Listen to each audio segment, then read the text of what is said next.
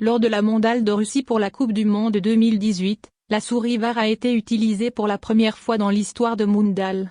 Cette technique, connue sous le nom de vidéo refray, a suscité beaucoup de controverses et de critiques pour certains événements des Jeux après avoir utilisé la technologie VAR.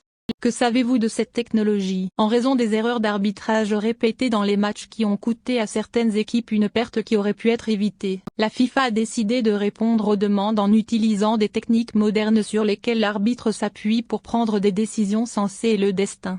La technique de l'arbitre souris VAR a été utilisée pour la première fois en 2017 lors de la Coupe continentale, suivie par les ligues italiennes et allemandes. La décision de la FIFA de développer la technologie VAR est venue après plusieurs expériences avec la technologie dans l'arbitrage de terrain de jeu. D'autres techniques comprennent l'inebacker technologie et balle intelligente, qui à son tour ont été fortement critiquées par les législateurs de football.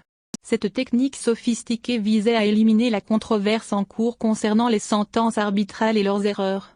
En utilisant la technologie moderne et des caméras pour enregistrer des séquences importantes lors des jeux, puis en les examinant pour s'assurer que l'arbitre prend la bonne décision. Qu'est-ce que la souris VAR? VAR est un acronyme pour Video Associate Report, ce qui signifie Vidéo Assistant Refray, qui est une équipe spécialisée de 3 arbitres qui surveillent les délibérations du match dans une salle éloignée et retournent des séquences vidéo d'événements douteux. Surtout s'il y a une violation contre un joueur de boule jaune ou rouge avec un cas de doute, pour assurer la prise de décision. Mouse Rule Team.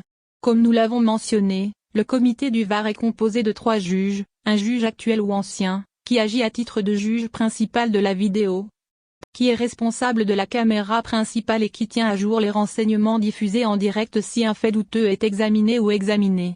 VAR 2, et examine les décisions prises par le juge en cas d'infiltration.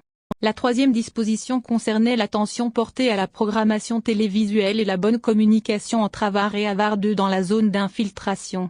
Cette équipe est située dans une salle avec de nombreux écrans montrant les événements du match sous un angle différent et différent. Dans quel cas prend-il l'avis de VAR? Il y a 4 cas où c'est dû à un verdict par vidéo. Ces cas sont les suivants. Objectif, passer en revue les cibles notées par les joueurs, qu'ils soupçonnent ou non une erreur. Beauté de pénalité, ils sont examinés par l'arbitre vidéo ou peuvent être examinés par l'arbitre de match lui-même si c'est clair à l'œil. Carte rouge. Les attaques violentes entre joueurs qui peuvent nécessiter de donner une carte rouge sont examinées automatiquement par un arbitre de la souris. Les cartes jaunes pour la 2e fois, ce qui signifie que le joueur est jeté hors du terrain, ne sont pas examinées. Identité floue, comme donner des cartes rouges ou jaunes aux joueurs qui n'ont pas fait l'erreur principale. Le verdict de la vidéo ou de la souris est retourné si l'arbitre de match donne l'ordre. Ceci est connu comme un signe distinctif de la main de l'arbitre dans une forme rectangulaire. Seule cette référence du jugement peut faire référence au jugement de la souris. Salle de jeux vidéo. Lors du mondial Russia 2018, tous les stades où le tournoi a eu lieu étaient reliés à la salle d'opération vidéo Central 4, située au Centre international de radiodiffusion de Moscou.